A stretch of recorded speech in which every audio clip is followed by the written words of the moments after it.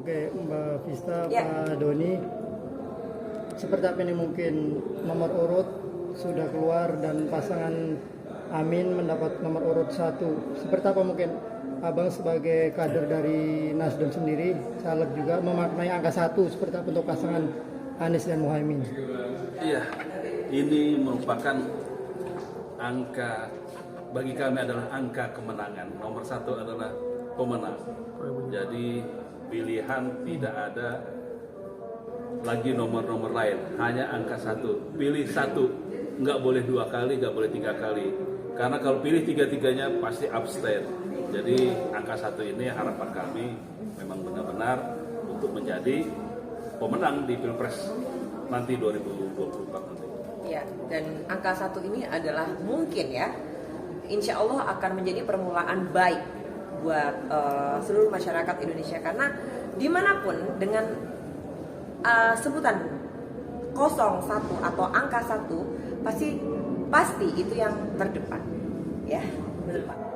Ya. Pak, sampai hari ini dalam survei elektabilitas pasangan Amin ini bahkan terendah, Pak. Ini artinya menimbulkan keraguan gitu gak, Pak?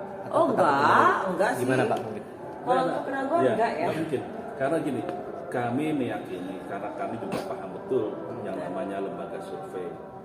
Nah, kami melihat begini, pasangan Amin kalau di survei memang selalu Di bawah nomor 3. Nomor 3, ya. Nomor 3. Pasti nomor 3. Tapi kami tidak mempermasalahkan bahkan menjadi acuan kami. Tapi tentunya kami di dalam sendiri lebih mengetahui bagaimana pekerjaan, bagaimana kita sang bekerja bersama-sama di lapangan. Bukan bekerja dalam diam ya, bukan ya. Bekerja Iya. dalam diam dalam Senyap, bekerja TV, secara iya. senyap. Jadi kami bekerja secara senyap. Benar. Tapi kita coba lihat ini deh. Setiap agenda kegiatan pasangan Amin selalu dipenuhi puluhan ribu orang. Artinya kalau memang urutan ketiga dalam survei, tentunya pesertanya tidak sebanyak yang hadir. Nah, tetapi ini tetap menjadi acuan yang baik buat pasangan Amin supaya tetap terus giat bekerja agar terus mencapai elektabilitas yang sangat lebih tinggi lagi. dan kami sendiri sebagai di bawah beliau ini ya, tidak putus asa, tidak patang putus pesimis atau apa. Kita harus optimis. Mau di urutan ketiga, kedua, ke satu, why not? Kenapa? Kita diam bukan berarti kita diam, tidak. Kita tidak bisa mengedukasikan ke kalian. Karena apa? Nggak nyampe kalau diedukasikan ke masyarakat ini gitu loh. Jadi kita diam bukan karena kita diam, tidak. Ya nanti mungkin akan kita gini, logikanya aja, kita ini bukan wacana aja tapi action ya. Betul. Ya saya sih memang emosi ya, sedikit tegas kalau untuk masalah ini. Oke, Mbak Kan kita Vista. lihat juga survei kan begini. Survei itu tergantung siapa yang pesan kan gitu. Pak, artinya survei nggak begitu mempengaruhi ya Pak, tapi melihat bertemu langsung dengan masyarakat, terus melihat itu komentar di media sosial juga angka Anies tinggi Pak, artinya orang semua memberikan dukungan kepada Anies. Gimana Bapak melihat dari situ juga mungkin kelebihan dari Anies? Ya ini kita memang bekerja secara senyap, di bawah kita terus bekerja secara masif untuk memperkenalkan pasangan Amin, mengenalkan juga prestasinya pasangan Amin. Nah, yang pasti kita lihat ada dari Pak Karni Ilyas 2 kali melakukan survei.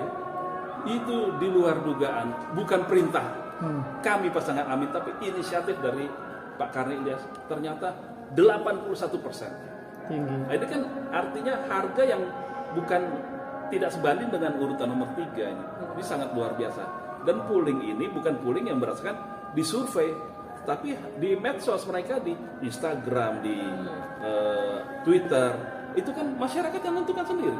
Nggak ada kelompok-kelompok yang disuruh ayo dong survei di basisnya A, survei di basisnya B, nggak ada. Ini kan masyarakat umum. Nah ini pertanda baik lah. Mudah-mudahan pertanda baik ini juga menghasilkan terwujud di 2024 nanti. Makanya tadi saya pesankan menjadi masyarakat Indonesia harus yang pintar untuk memilih pemimpin khususnya ya. Karena apa? satu pilihan yang Anda coblos nantinya itu menentukan nasib bangsa. Insya Allah ya.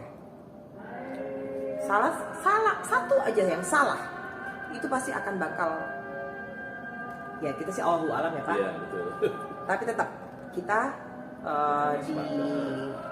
lebih menyikapnya lebih bijak dan lebih cerdas, lebih optimis lagi, dan tidak boleh pesimis. Tidak ada karakter pesimis di dalam pasangan 01 ini, gitu. Karena ya kita didukung oleh orang-orang yang juga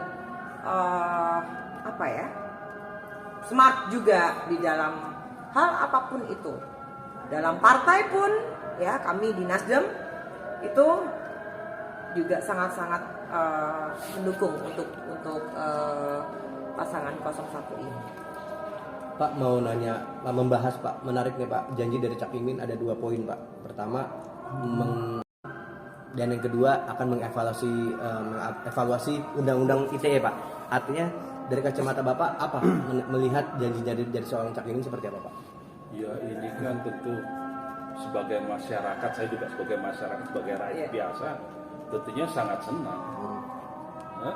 Yang miskin dibuat sejahtera. Benar. Gitu ya.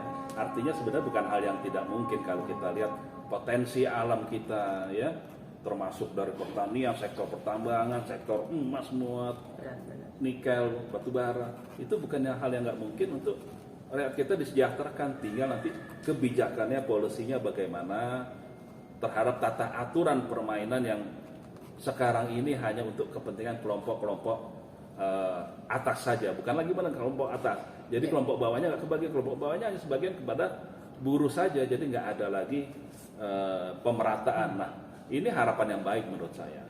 Termasuk juga undang-undang ITE ini kan, undang-undang ITE kan menjadi jebakan juga nantinya gini. Artinya nggak suka sedikit disindir di apa, kena pasal 27, kena pasal 28. Nah ini kan yang terlalu mudah. Kalau lawan politik, kalau ada pejabat yang tidak suka dikritik, nah ini kan akan mudah dijerat. Nah ini mudah-mudahan juga bisa kita perbarui ya, bisa revisi lagi, di amandemen lagi undang-undang ITE-nya. Termasuk satu, undang-undang Omnibus Law yang tentang tenaga kerja ini juga wajib harus diamandemen kembali, karena tidak pro rakyat, ini adalah pro pengusaha gitu. Nah ini juga yang didengung-dengungkan supaya para buruh bisa tetap sejahtera kembali, tidak tertekan, semua hak-haknya bisa dicapai kembali gitu.